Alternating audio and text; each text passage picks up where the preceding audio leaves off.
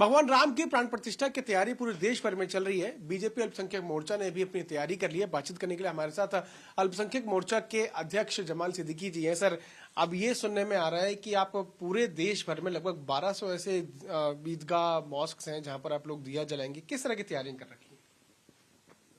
देश भर के लिए बहुत खुशी की बात है कि भगवान श्री राम 500 सालों का वनवास काट के अब अपने मंदिर में पधार रहे, उनकी प्राण प्रतिष्ठा हो रही है। ये सबके लिए बहुत सौभाग्य की बात है, खुशी की बात है। और प्रधानमंत्री श्री नरेंद्र मोदी जी ने आह्वान किया है देशवासियों से कि सब लोग अपने घरों में दिया जलाकर स्वागत करें। प्रधानमंत्री ने आह्वान किया है कि सभी लोग, देश भर के लोग, अपने अपने धार्मिक स्थलों का साफ सफाई करें। हम प्रधानमंत्री के आदेश को आगे बढ़ाते हुए सभी जो हमारे अल्पसंख्यक मोर्चा के साथी हैं उनके साथ मिलकर हम अपने अपने धार्मिक स्थलों, जैसे मस्जिद है, चर्च है, गुरुद्वारे हैं, मांग है, इन सभी का साफ सफाई करेंगे। और देश भर में 7,25,000 दियों को लोगों तक देने का, उनको बांटने का काम करेंगे। ये सभी प्रदेशों में हमने काम शुरू कर दिया है। अल्पसंख्यकों की अगर बात करें तो उनके अंदर किस तरह का जोश है 22 जनवरी के लिए? बिल्कुल, भगवान श्री राम हमारे नायक हैं, हमारे आदर्श है, देश के आदर्श है।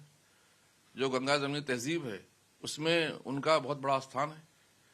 और अगर आप देखेंगे तो मंदिर बनने से आस्था का तो मजबूतीकरण होगा, लेकिन आर्थिक दृष्टि से भी मजबूत होंगे हम।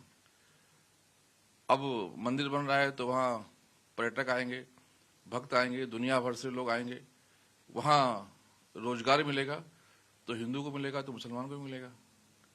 वहां जो लोग आएंगे वो व्यापार में फायदा होगा उनका। तो दोनों दृष्टि से, धार्मिक और आर्थिक दोनों दृष्टि से हिंदू मुस्लिम सभी का फायदा होगा। और ये मुझे लगता है कि एक ऐसा मौका है कि हम हिंदू मुस्लिम एकता को मजबूत कर सकते हैं। इसलिए मैं अपने सभी मुस्लिम भाइयों से अपील करता हूं कि हम इस खुशी के मौके पर शामिल हो, देश की एकता, अखंडता और भाईचारे को दुनिया के पटल पर पेश करें। और माननीय प्रधानमंत्री श्री नरेंद्र मोदी जी ने जो देश को विश्व गुरु बनाने का आह्वान किया है, संकल्प लिया है, जो काम शुरू किया है, उससे इसको बहुत ताकत मिलेगी। आप ये आह्वान कर रहे हैं कि देश भर के मुस्लिम्स जो हैं वो दीपोत्सव में हिस्सा लें, दिए जलाएं सभी दरगाह पर, चर्चिस पर। लेकिन कुछ ऐसे नेता, अगर हम बदरुद्दीन अजमल की बात करें, वो तो ये कह रहे हैं कि मुस्लिम्स को घर से बाहर ही नहीं निकलना चाहिए लगभग 1 हफ्ते तक, जब से पूरा ये कार्यक्रम शुरू होगा और जब तक चलेगा। क्योंकि बदरुद्दीन अजमल हों,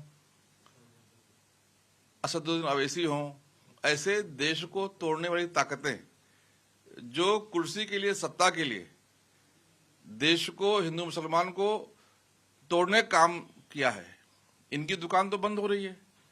अब ये अपनी दुकान को चलाने के लिए आखिरी कोशिश कर रहे हैं, मुसलमानों को बांटने का, मुसलमानों को इस खुशी से दूर रखने का, पूरे दुनिया में ये दिखाने का कि देखो भारत में मुसलमान और हिंदू अलग अलग हैं, जिससे वहां से इनको चंदा भी मिल जाए।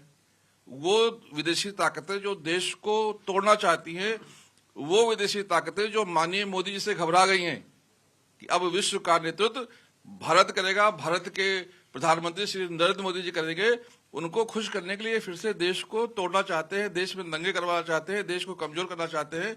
लेकिन अब भारत का मुसलमान बहुत होशियार हो गया है, वो प्रधानमंत्री के नेतृत्व को देख लिया है, उसको मालूम चल गया है कि देश को अगर कोई विकसित देश बना सकता है तो प्रधानमंत्री श्री नरेंद्र मोदी जी। राम मंदिर को लेकर हम देख रहे हैं कई सारी राजनीतिक बयानबाजी भी हो रही है। समाजवादी पार्टी के नेता हैं स्वामी प्रसाद मौर्य, वो तो ये तक कह रहे हैं कि कार सेवकों पर गोली इसलिए चलवाई गई ताकि संविधान को बचाया जा सके। आपकी क्या राय है इसमें?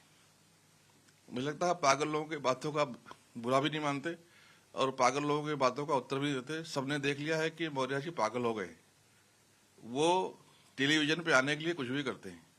तो उनको, देशवासियों को, हिंदू मुस्लिम भाइयों को बहुत गंभीरता से नहीं लेना चाहिए।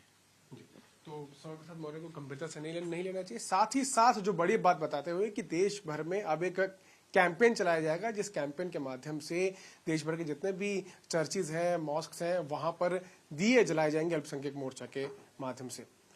कैमरामैन अंकित के साथ मैं पीयूष मिश्रा, दिल्ली आज तक।